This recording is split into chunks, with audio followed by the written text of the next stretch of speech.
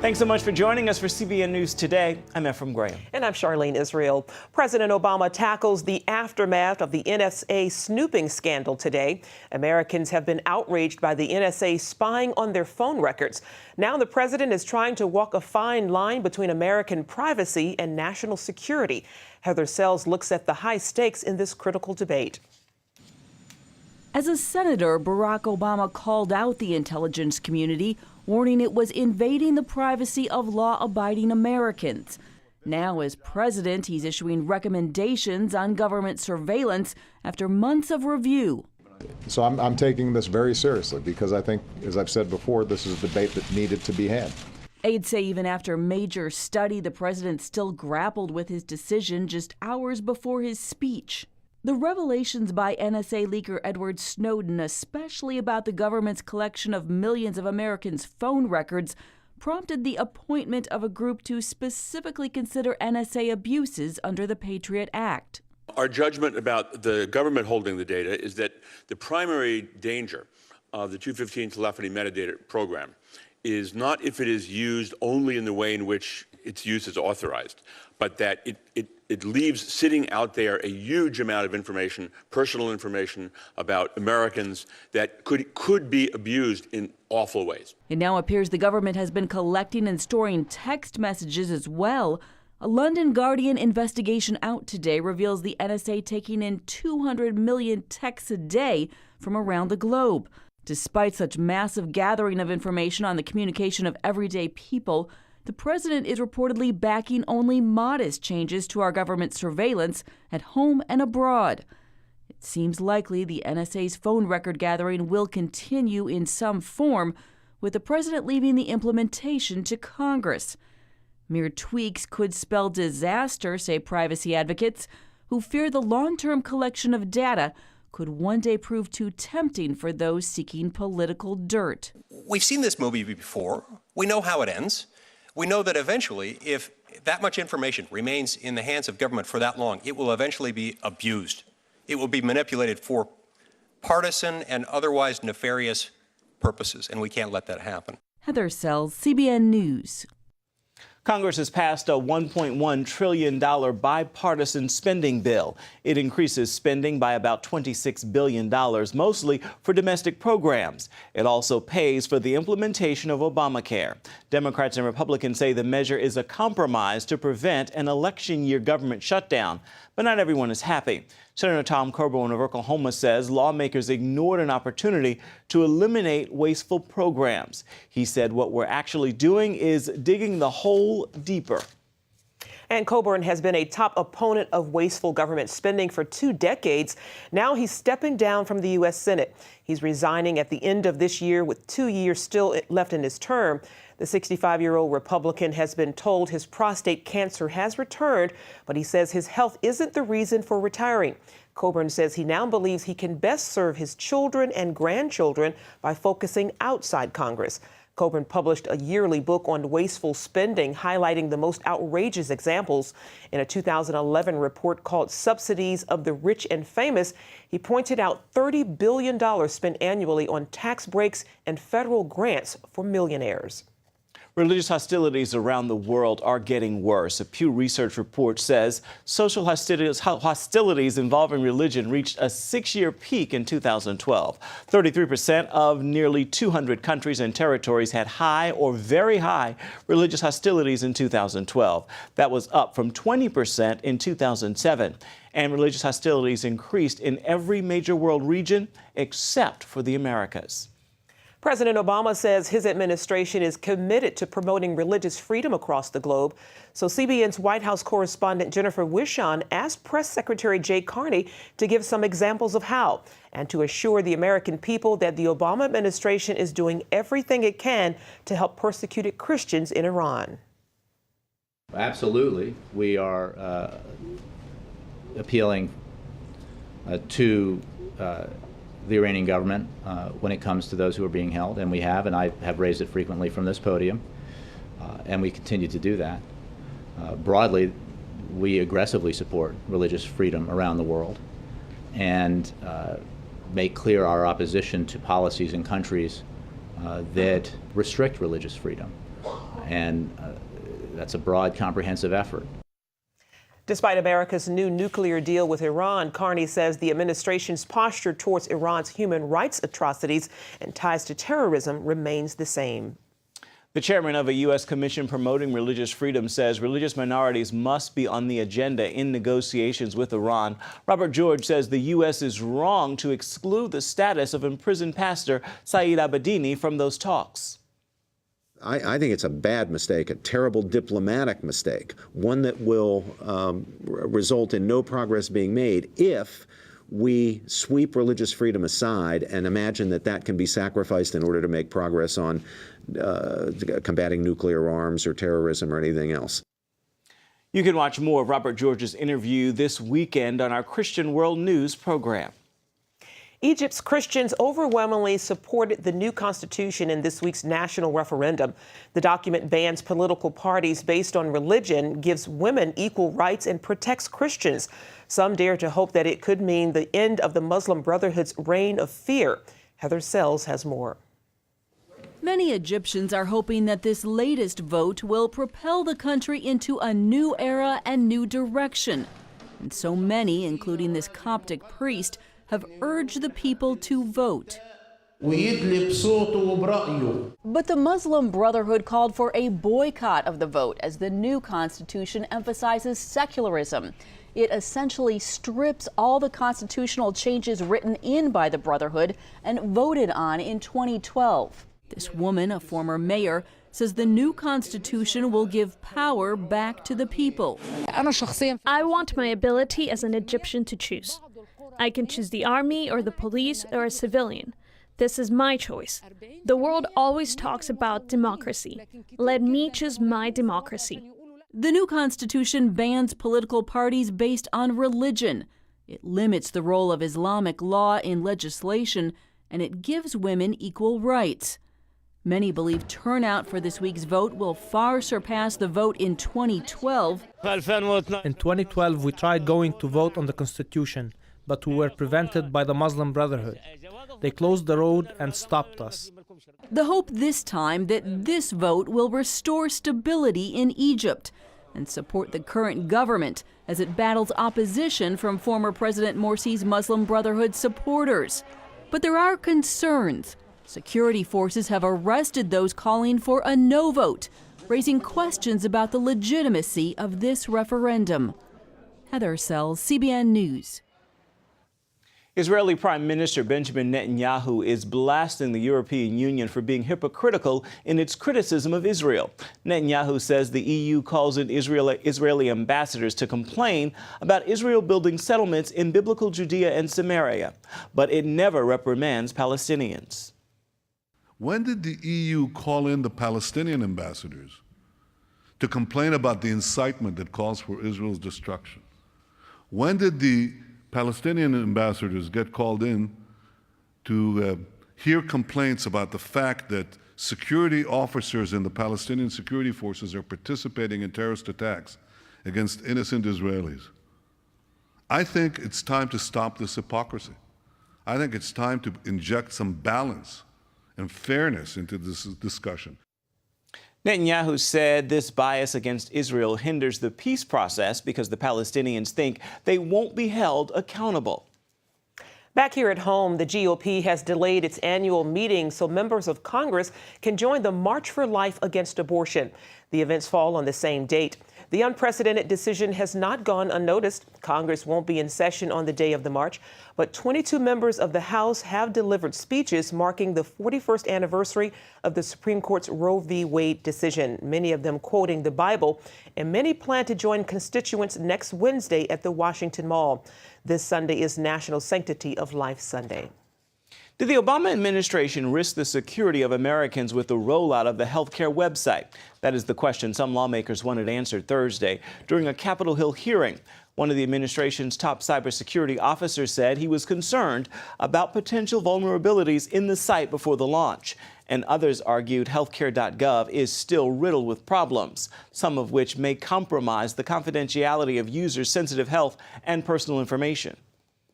It could be used potentially to gain information of financial data. It could be used for identity theft. It could be misused many different ways. This can be long-term, can be very damaging to an individual. Medicare's top cybersecurity official says the site recently passed full security tests, and so far there have been no successful security attacks. Coming up, The Nut Job, Ride Along, and Jack Ryan. Find out if any of the latest films to hit the theater are family friendly after this. A powerful film hits theaters today. It's a real-life redemption story of a man who goes from prisoner to chess champion. He then dedicates his life to teaching the game to troubled children. Think about it like this. Who's your supplier?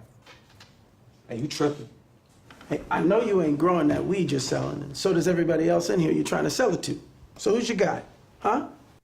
Academy Award-winning actor Cuba Gooding Jr. plays the role of Eugene Brown. Gooding recently sat down with CBN News to talk about the film and why he's so passionate about this latest role. It's part of my goal to tell stories that continually remind people of that theme, that connective theme. When you learn about people doing great things like this who have been incarcerated, it's easy to say, oh, he's a felon, he's an ex-con. But this is an ex-con who made a difference in the life of these kids who are now considered intellectuals. The real-life Eugene Brown started the Big Chair Chess House in Washington, D.C. about 30 years ago, and he's trained thousands of children to play the game. We'll have his full story in the coming weeks on the 700 Club. And for more on what's worth watching at the theater this weekend, we turn now to Bob Waliszewski. He's director of Focus on the Family's Entertainment Review Department called Plugged In Online. Well, Bob, first, let's talk about the new animated movie, The Nut Job. Is that one a good one for children? It is. It scores a 4 out of 5 for family friendliness. You basically have a mischievous squirrel and his buddy friend, a rat, who take on a heist of a store that sells nuts, or at least appears to. It's actually a front for a bunch of bank robbers trying to do a heist of a bank. For family friendliness, I give it a 4 out of 5. Knock it down a little bit for some bathroom humor. The artwork is wonderful. It's really good. The story, pretty mediocre, but family friendly, yeah, it is. Families will have to debate how important it is for them to shell out $10 a ticket to take their kids. But for some families who have just been waiting for something this new year, it has possibilities. Okay, that's good to hear. Now, for more mature audiences, there is a new action comedy called Ride Along. How family friendly is that one? That one, unfortunately, is not, as you might expect, with Kevin Hart and Ice Cube. It's a buddy cop movie. Essentially, Kevin Hart's character is a security guard who wants to be a policeman. Ice Cube is a policeman. Ice Cube invites him to go on this ride along, basically to set him up because he doesn't like the fact that he's dating his sister, and he has some phony situations all set up. This one's incredibly sleazy as far as the dialogue. Lots and lots of language problems in this film. Quite a disappointment. A mere 2 out of 5 for family friendliness. All right. Well, finally, we've got Jack Ryan, Shadow Recruit, hitting the theaters. What do you think? Well, this is a reboot of the series, Patriots Game, Hunt for Red October. This time, Jack Ryan, we go back to the very beginning. He served in Afghanistan. He was injured. He's gone through a long physical therapy. He's fallen in love with Keira Knightley's character. And because he's such a good number cruncher, the CIA recruits him on a secret mission. They want him to spend time on Wall Street looking at transfer of money from governments and people and see if terrorists are using that. It's kind of a keep you on the edge of your seat type movie, but we're here to talk about family friendliness. And once again, like with Ride Along, this one just doesn't add up. The violence can be pretty pervasive at times. The language, quite pervasive, and at least a half dozen misuses of our Savior's name, which is a real deal killer. Once again, a mere 2 out of 5 for family friendliness. All right, the nut job it is. Thanks a lot. You bet. Thanks, Ephraim. Up next, can your church pass the test? Meet the secret church shopper and find out what he's up to after this. Arizona is moving forward with legislation to protect religious freedom. The bill would allow people to refuse service to gays or other groups because of their religious convictions. A similar bill was vetoed last year, but Republican State Senator Steve Yarbrough is pushing a revised law this time. The bill was prompted after the New Mexico Supreme Court allowed a gay couple to sue a Christian photographer who refused to record their wedding. A California teacher has told a first-grade student to stop talking about the Bible. According to the student's attorney, it happened while the 6-year-old was giving a speech about a Christmas tradition at home. The teacher interrupted her speech and told her to sit down because she's not allowed to talk about the Bible in school. The incident happened just 1 week after a teacher at another California school told a first grader Jesus is not allowed in school when the student brought a candy cane with a religious message. Well, you may have heard of mystery shoppers. They go into department stores undercover and evaluate customer service. Well, now there's a new twist to this old concept. Pastors are using that to make their churches better.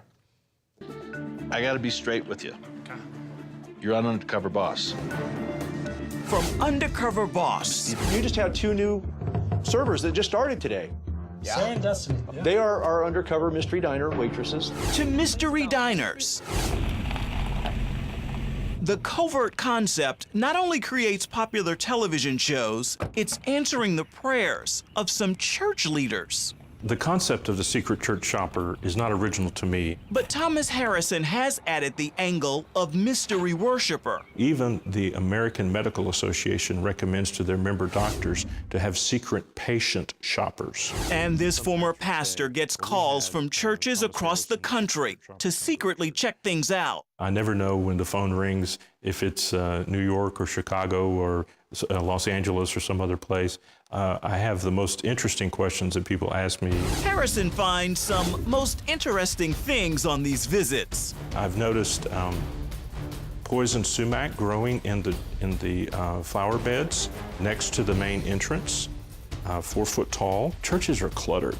They have collections of materials in various places. There seems to be no order. And if you think about it, we do that at our home too. There have been occasions, honestly, when I have entered the worship facility and exited and no one has spoken to me. Harrison's attention to detail is only exceeded by his heart for helping churches improve and reach more people with the gospel.